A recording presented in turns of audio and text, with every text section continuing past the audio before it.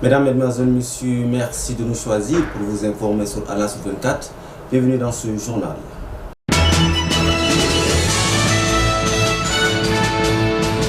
Le musée national a abrité un atelier de 2 jours du 8 au 9 octobre 2021. C'est un atelier d'information et de sensibilisation sur le système LMD, entendez licence, master, doctorat, et organisé par l'Institut national de la jeunesse et des sports. Suivez.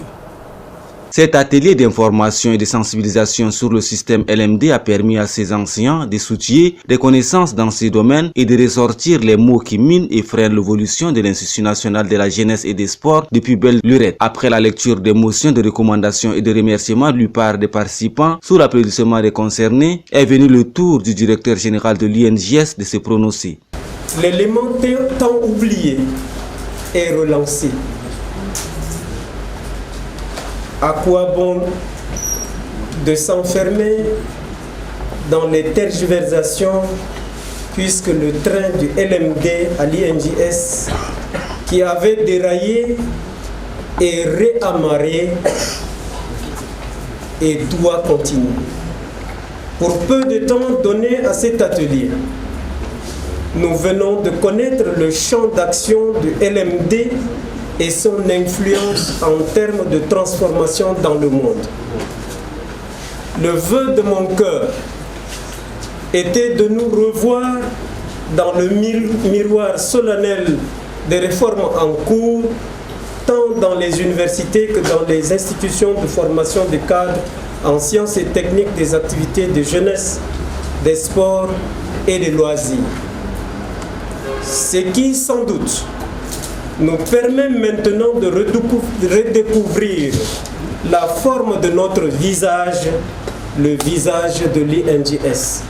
Retenez que cet atelier d'information sur le système licence, master, doctorat a duré 2 jours et plusieurs experts ont contribué.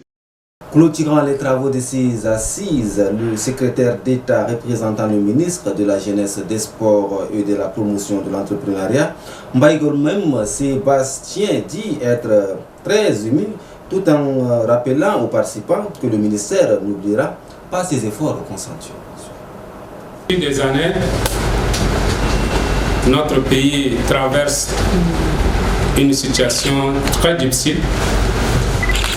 Malgré ce contexte particulièrement difficile, ces enseignants se sont donné le meilleur d'eux-mêmes pour former et doter notre pays des cadres compétents qui servent notre département en charge de jeunesse et sport, qui servent également le ministère en charge de la culture et bien d'autres institutions. C'est le lieu aujourd'hui de reconnaître ce mérite à ces enseignants. Pendant 2 jours, chers participants, vous vous êtes familiarisés avec des concepts, des notions et des pratiques essentielles de la réforme licence, master, doctorat. Les informations capitalisées de vos riches échanges pendant cet atelier devront vous permettre de regarder autrement vos pratiques administratives et pédagogiques. Il s'agira pour l'administration de créer un environnement favorable à la mise en œuvre de cette réforme par la mise en place d'un cadre juridique et structurel approprié, le réajustement de vos maquettes de formation et la mise en place d'une stratégie plus dynamique de formation des formateurs. En ce qui concerne la mise en place du cadre juridique, le projet de décret portant statut de l'INJS soumis au gouvernement pour son adoption constitue à mon avis un point de départ en vue de placer votre institution sous la double tutelle. Il s'agit de la tutelle administrative technique relevant du ministère de Jeunesse et Sport, la promotion de l'entrepreneuriat, et la tutelle académique au ministère de l'Enseignement supérieur de la recherche scientifique et de l'innovation. Les enseignants, quant à eux, devront commencer dès à présent à avoir leur pratique pédagogique ainsi que leur méthode d'évaluation. Le savoir est aujourd'hui dans la toile. Vous n'êtes donc plus les seuls détenteurs et vous devez accepter les discussions possibles qui pourraient survenir entre les apprenants et vous. En éducation, à présent, mesdames et messieurs, organisée à la Maison de la Femme ce 10 octobre 2021, une cérémonie de remise et d'attestation de reconnaissance et d'hommage aux ressortissants de l'école Masjid Al-Nour. Reportage signé Dicole Dingam, grâce.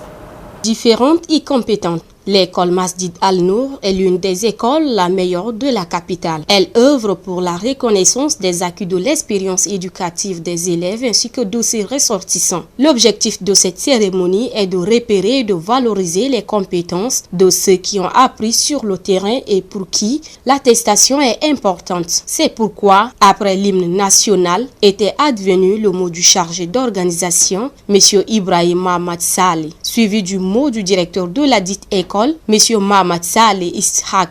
Pour eux, ils se disent fiers pour l'occupation des postes au niveau national par ces anciens élèves et tiennent à remercier vivement les encadreurs qui les avaient accompagnés, puis que chacun fasse usage de cette attestation en reconnaissant ce qu'il sait faire sur le terrain en lien avec sa pratique. C'est la toute première cérémonie de remise qu'a organisée Masjid Al-Nour. Ils sont au total 5 jeunes à bénéficier de cette attestation de reconnaissance, quelques enseignants, 2 généraux ainsi que le pianiste du groupe des jeunes filles chanteuses. Le général Ahmad Assil Akhabash remercie également le collectif de l'administration et les exhorte à cultiver la cohabitation sociale afin de s'unir davantage pour un avenir meilleur de cette école. La récitation d'un poème et la photo de famille a marqué la fin de cette cérémonie.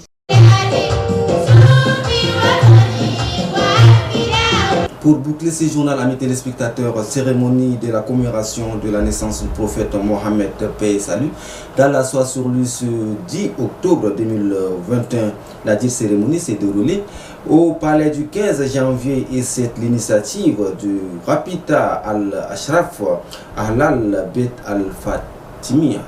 Reportage signé Tigabi Clémence. Les fidèles musulmans venus du 10 arrondissement de la capitale pour célébrer la naissance du prophète Mohammed, paix et salut sur lui, PSSL, pour l'année 1443 Hajj, le président du comité d'organisation dans son mot de bienvenue a salué la présence de tous avant d'appeler les fidèles musulmans à suivre le chemin du prophète Mohammed, paix et salut sur lui. Présent à la cérémonie, le président de Rabita Al-Hashra Al-Hal Biad Al-Fatira, Shérif Mohamed Shérif Kalla, dans son intervention, a exhorté de même les fidèles musulmans à suivre le chemin du prophète Mohammed. Votre présence parmi nous prouve à suffisance votre vrai amour envers Dieu, Allah et son bien-être aimé, le prophète Mohammed sallallahu alayhi wa sallam.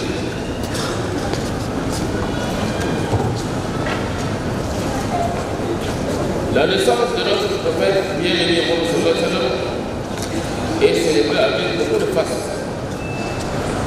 Depuis longtemps, dans notre pays, le Tchad.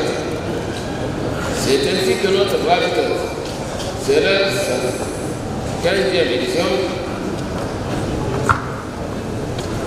pour le thème attachez-vous fermement au pacte d'Allah et ne vous divisez jamais. C'est un thème qui est bien sensible. Pourquoi? Parce qu'en ce mois-ci, le Tchad a déjà une immense paix. Nous avons besoin de l'unité nationale, la cohésion pacifique, la conversation pacifique, l'amour, l'entente. C'est très important pour nous. Donc nous devons suivre les conseils de notre prophète. Chers invités, comme vous le savez, moments très difficiles. Guerre, épidémie, sécheresse, diverses conflits, réchauffement climatique, etc. Il faut rappeler que cette cérémonie a été célébrée sous le thème « Attachez-vous fermement au pacte d'Allah et ne vous divisez jamais ». Et voilà, c'est ainsi que c'est referme ce journal. Merci de nous avoir suivis de par le monde. Prenez soin de vous et à très bientôt. Au revoir.